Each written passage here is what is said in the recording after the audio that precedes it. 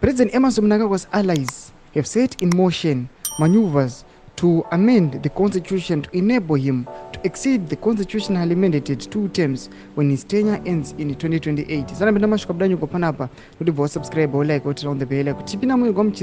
The push to amend the constitution comes despite Mnangagwa categorically stating that he will leave office when his second and final term ends.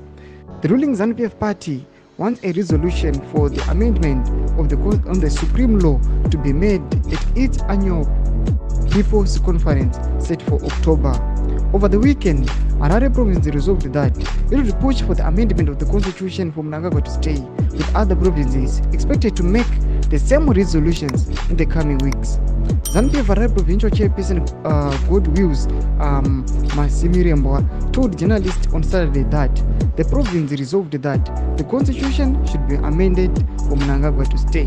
Doma developments atiri kuona awa kuti aiwa vakomana takuti Mashonaland province aiwa nevakomana maprovincial chairperson vemuharare vakupindira panhau iyi vachiti aiwa patisapinda muna October tichinogara pasi aiwa tinofanira kuagreya kuti tiwirirane kuti aiwa ngaichinje constitution iyi ifevefo mutungamiri wenyika Emerson Mnangagwa. Amene munoti kudii pamusoro pechitiko ichi nokuti panapa vanhu vakutonyasoziva kuti aiwa kunyange zvake mutungamiri wenyika akambotaura achiti ainini temu yangu ichikopera aiwa ndotevedzera mutemo wenyika ndorwa pasi, but akuona kuti the mobilization iyi aiwa iri kuda kuzama kuchenesa mutungamiri wenyika vatiwo vari involved mumadues achitudze mafungiro enyu kuti kudii pamusoro pechitiko ichi. Ina comment section medu, subscribe, like, and turn on the bell icon.